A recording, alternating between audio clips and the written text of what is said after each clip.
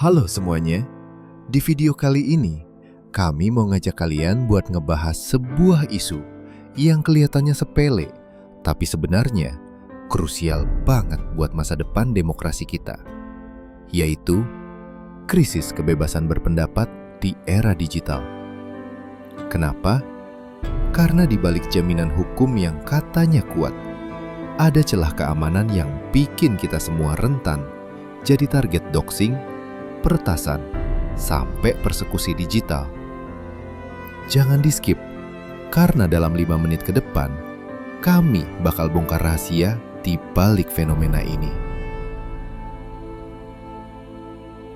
Kalian pernah nggak sih lagi asik scrolling, terus gatel pengen ngetik opini atau sekedar ngepost kritik di medsos, tapi tiba-tiba tangan kalian berhenti.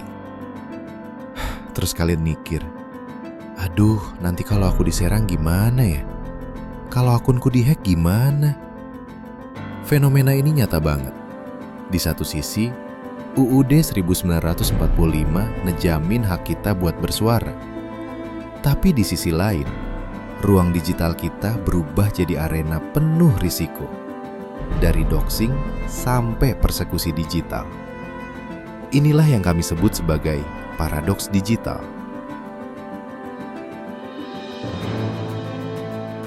Nah, berangkat dari keresahan itu, kami mutusin buat riset lebih dalam. Kami nggak cuma baca teori, tapi kami benar-benar nanya ke teman-teman mahasiswa lewat kuesioner ke lebih dari 50 orang, plus wawancara mendalam juga.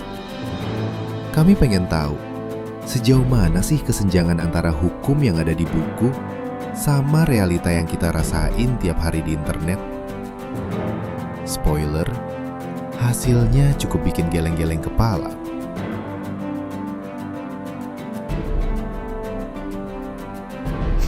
Oke, mari kita bedah datanya. Ini bagian yang paling ironis. Kita semua pengen bebas ngomong, tapi tahu nggak?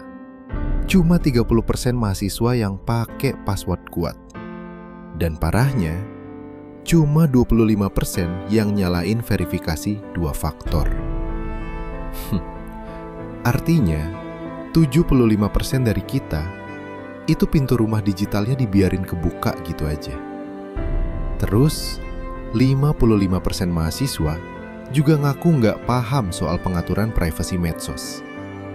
Padahal, rendahnya literasi keamanan inilah yang bikin kita jadi target empuk peretasan sama doxing.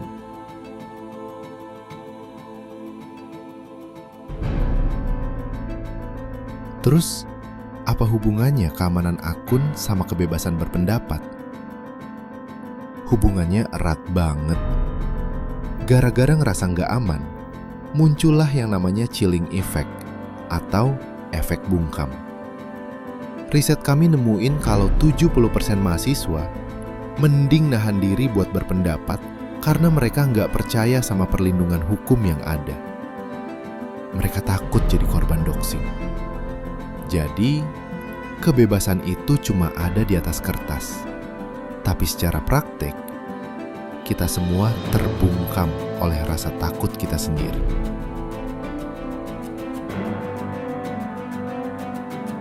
Kalau ini dibiarin, dampaknya bakal sistemik banget.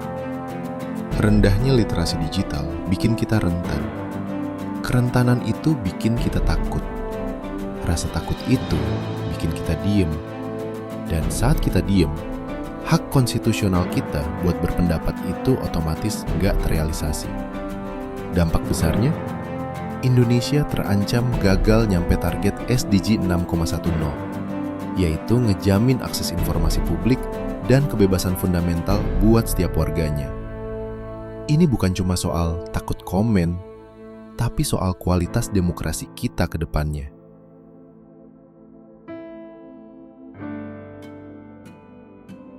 Jadi, solusinya gimana?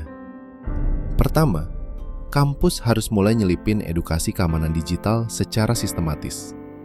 Kedua, hukum kita perlu diperbarui biar lebih fokus ngelindungin korban, bukan malah ngebredel kritik.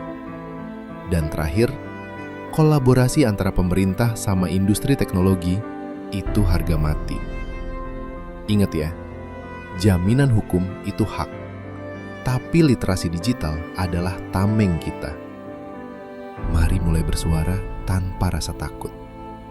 Salam kewarganegaraan.